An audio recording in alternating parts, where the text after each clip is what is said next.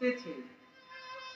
जब स्वामी श्री चैतन्य महाप्रभु सन्यास लिए, चैतन्य महाप्रभु जब सन्यासी बने तो लोग तरसने लगे, स्वामी महाप्रभु हमारे द्वार पर कब आओगे, कब भिक्षा स्वीकार करोगे। लोग हाथ जोड़ के आते, महाराज स्वामी जी हमारे द्वार पर आके हमारे घर की रोटी खाइए।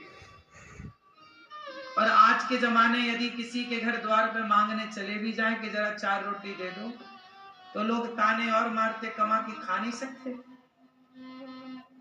मुझे लगता है कि जाना कोई आए ना तो आपको ये मानना चाहिए कि द्वार पे भगवान आए। अब सोचो कि मैं वृंदावन की यात्रा पर निकला था, 6 बजे तो बताए थे ना, 6 बजे तो मैंने संकल्प लिया था कि हर क्षण भगवान का नाम ही निकलेगा मुख से और कुछ नहीं।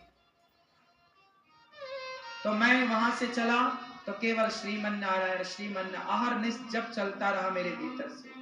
और चलता चलता चलता चलता मैं जहां जहां लगा कि यहाँ भोजन मांग सकता हूँ, लेकिन जब मैं वहां मांगने के लिए कदम आगे रखूं तो मुझे कुछ ऐसा नजर आए कि ये घर किसी भक्त का है ही नहीं, इनके भीतर भक्ति नहीं है, तो फिर सबका अन्न कैसे ग्रहण करें।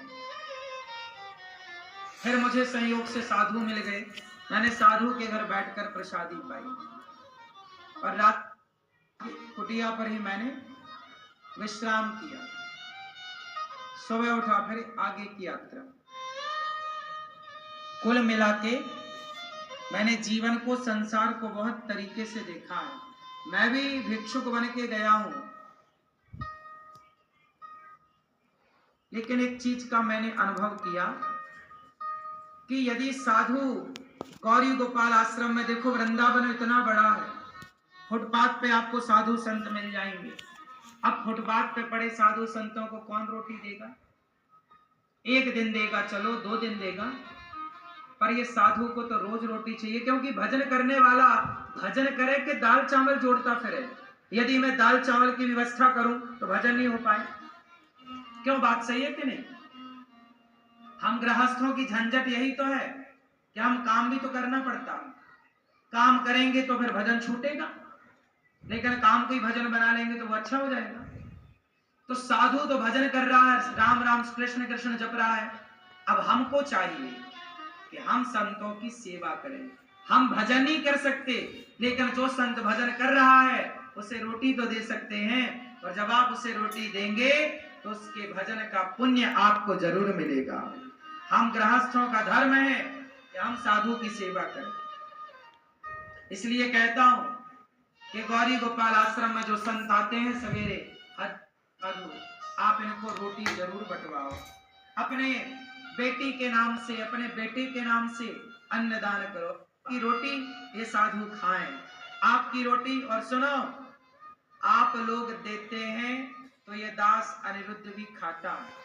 हम तो आप लोगों की रोटी ही खा रहे हैं, ये समझो, भगवान को भोग लगाकर। तो आप लोग ये वृद्ध संतों को जो सहयोग करते हैं रोटी का, तो आपकी रोटी ये साधु तो खाते ही खाते हैं।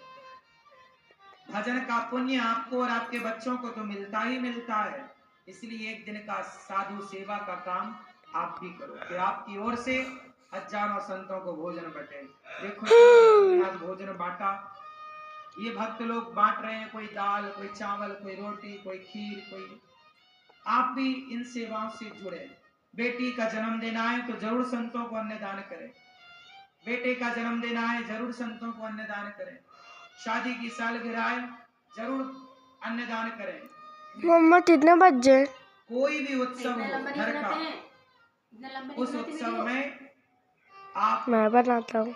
ये देखो ये बूढ़ी बूढ़ी माताएं साधु बन करके भजन कर रही हैं अपना भगवत चिंतन में। ना जाने किस रूप में इस भीड़ में, पता नहीं कब भगवान आए और खा के चले जाएं, लेके चले जाएं। कितना बड़ा दान है ना रोटी का दान।